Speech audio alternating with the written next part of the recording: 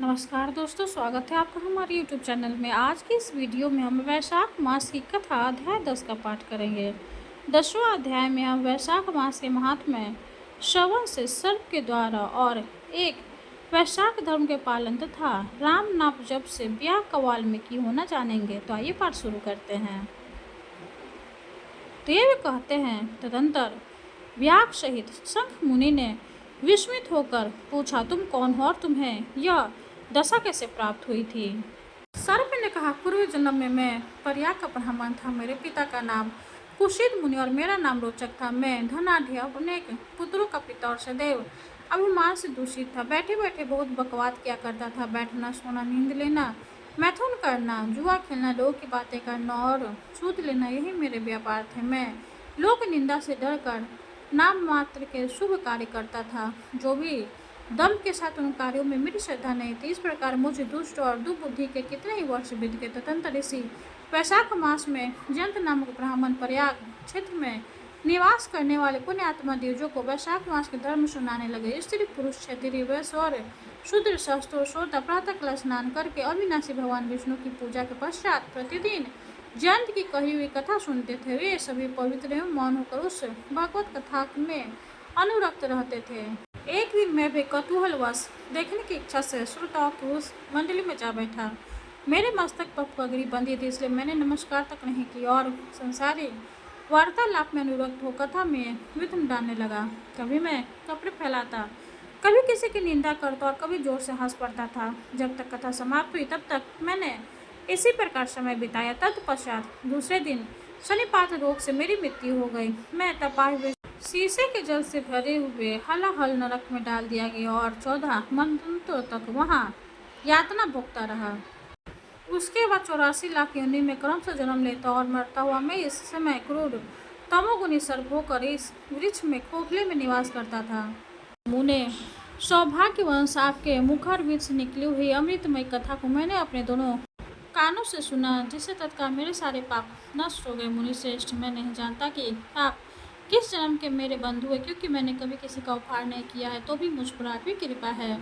जिनका चित्त समान है, जो सब प्राणियों पर दया करने वाले साधु पुरुष हैं, उनमें परोपकार की सौभाग्य प्रवृत्ति होती है। उनकी कभी किसी के प्रति विपरीत बुद्धि नहीं होती। आज आप मुझ पर कृपा कीजिए, जिससे मेरी बुद्धि धर्म में लगे। देवादिदेव भगवान विष्णु की मुझे कभी विस्मृति न हो और साधु चरित्र वाले महापुरुषों का सदा ही संग प्राप्त हो। जो लोग मद से अंधे हो रहे हो, उनके लिए एकमात्र दरिद्रता ही उत्तम अंजन है। इस प्रकार नाना भांति से स्तुति करके रोचन ने बार बार शंख को प्रणाम कर हाथ जोड़कर चुपचाप उनके आगे खड़े हो गया। तब शंख ने कहा, ब्राह्मण, तुमने वैशाख मास और भगवान विष्णु का महात्म्य सुना है। इससे उसी क्षण तुम्हारा सारा बंधन नष्ट हो गया। द्विज श्रेष्ठ, परिहास, भय, क्रोध, द्वेष, कामना अथवा स्नेह से भी एक बार भगवान विष्णु के पापहारी नाम का उच्चारण करके बड़े भारी पापी भी रोग शोक रहित वैकुंठ धाम में चले जाते। फिर जो श्रद्धा से युक्त हो, क्रोध और इंद्रियों को जीतकर सबके प्रति दया भाव रखते भगवान की कथा सुनते हैं, वे उनके लोक में जाते हैं। इस विषय में तो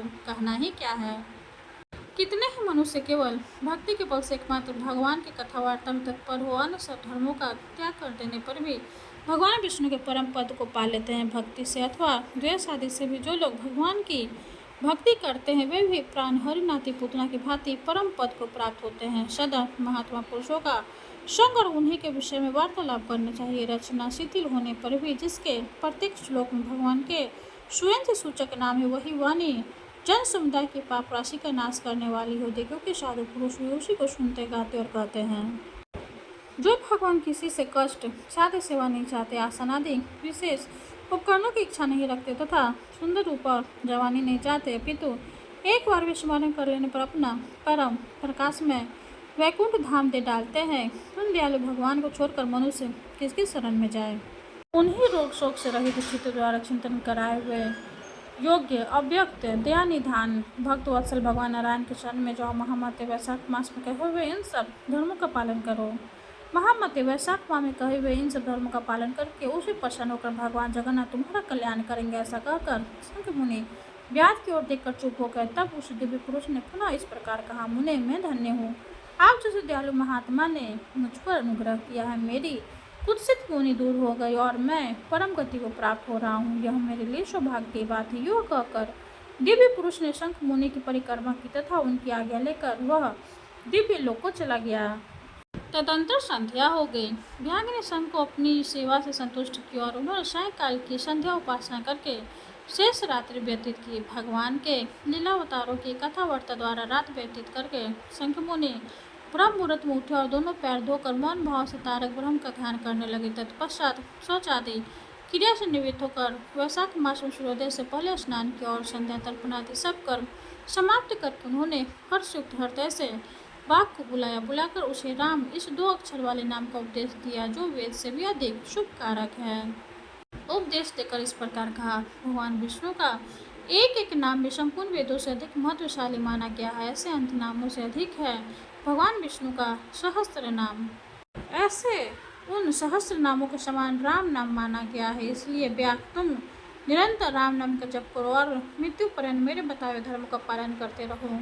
इस धर्म के प्रभाव से तुम्हारा वाल्मीकि ऋषि के घर जन्म होगा और तुम इस पृथ्वी पर वाल्मीकि नाम से प्रसिद्ध होगे। व्यास को ऐसा आदेश देकर मुनिवर शंख ने दक्षिणी दिशा को प्रस्थान किया। व्यास ने भी शंख मुनि की परिक्रमा करके बार उनके चरणों को प्रणाम किया और जब तक वे दिखाई दिए तब तक उन्हीं की ओर देखता रहा। फिर उसने अति योग्य व शाखोत्तम धर्मों का पालन किया। जंगली कैट, कटहल, जामुन, राम आदि के फलों से राह चलने वाले थके मांदे पितकों को भोजन कराता था। जूता, चंदन, छाता, पंखा आदि के द्वारा तथा बालू के बिछावन और छाया आदि की व्यवस्था से पथिकों के परिश्रम और पसीने का निवारण करता था। प्रातःकाल स्नान करके दिन रात राम राम का जप करता था। इस प्रकार धर्मानुष्ठान करके वह दूसरे जन्म में वाल्मीकि का पुत्र हुआ। उस समय वह महायशवी वाल्मीकि के नाम से विख्यात हुआ। उन्हीं वाल्मीकि जी ने अपने मनोरथ प्रबंधन रचन द्वारा संसार में दिव्य राम कथा को प्रकाशित किया जो समस्त कर्म बंधनों का उच्छेद करने वाली है। मिथिलापते, देखो वैशाख का महात्म्य कैसा ऐश्वर्य प्रदान करने वाला है, जिससे एक व्याघ्र भी परम दुर्लभ ऋषि भाव को प्राप्त हो गया। यह रोमांचकारी उपाख्यान सब पापों का नाश करने वाला है। जो इसे सुनता और सुनाता है वह पुनः माता के स्तन का दूध पीने वाला नहीं होता। इस प्रकार 10वां अध्याय संपूर्ण हुआ। जय जय श्री हरि। अब हम श्री हरि की आरती करेंगे। ओम जय जगदीश हरे, स्वामी जय जगदीश हरे। भक्ति जनों के संकट जन में दूर करे। ओम जय जगदीश हरे। जो ध्यावे फल पावे, दुख बिन से मन का। सुख शांति घर आवे, सुख शांति घर आवे। कष्ट मिटे तन का।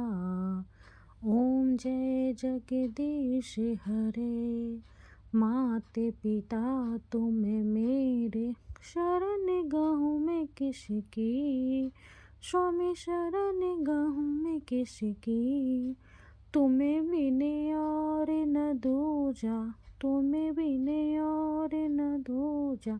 आस करूं जिसकी। ओम जय जगदीश हरे। तुम पूर्ण परमात्मा, तुम अंतर्यामी। स्वामी तुम अंतर्यामी। पारे ब्रह्म परमेश्वर, पारे ब्रह्म परमेश्वर। तुम सबके स्वामी। ओम जय जगदीश हरे। तुम करुणा के सागर, तुम पालन करता। स्वामी तुम पालन करता। मैं मूरख खल कामी, मैं मूरख खल कामी। कृपा करो भरता। ओम जय जगदीश हरे। तुम हो एक अगोचर, सबके प्राणपति। स्वामी सबके प्राणपति। किस विधि मिलूं दया में, किस विधि मिलूं दया में। तुमको मैं कुमति। ओम जय जगदीश हरे। दिन बंधो दुख हरता, तुम ठाकुर मेरे। स्वामी तुम ठाकुर मेरे, अपने हाथे उठाओ, अपने हाथे उठाओ, द्वार पर आ तेरे। ओम जय जगदीश हरे, विषय विकार मिटाओ, पाप हरो देवा, स्वामी पाप हरो देवा। श्रद्धा भक्ति बढ़ाओ, श्रद्धा भक्ति बढ़ाओ, संतन की सेवा। ओम जय जगदीश हरे। तन मन धन और संपत्ति सब कुछ है तेरा, स्वामी सब कुछ है तेरा। तेरा तुझको अर्पण, तेरा तुझको अर्पण, क्या लागे मेरा। ओम जय जगदीश हरे। जगदीश्वर जी की आरती जो कोई नर गावे, स्वामी जो कोई नर गावे। कहते शिवानंद स्वामी, भजते शिवानंद स्वामी, मन वांछित फल पावे। ओम जय जगदीश हरे। विष्णु भगवान की जय हो। वीडियो अगर अच्छी लगे तो लाइक कर दे, चैनल को सब्सक्राइब कर दे। धन्यवाद।